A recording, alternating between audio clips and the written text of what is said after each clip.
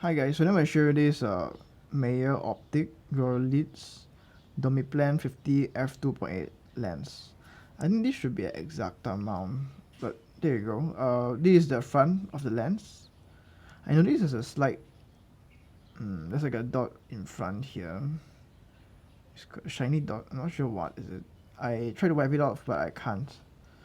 But anyways, so this is the front, and this is the side. Focusing is smooth. This is the back, and show you the blades. So this one is quite interesting. You activate the aperture by pressing this. So see, interesting.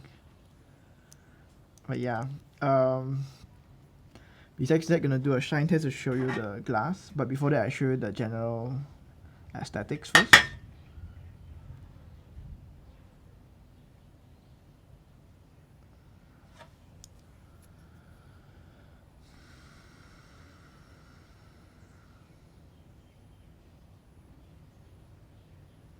Okay.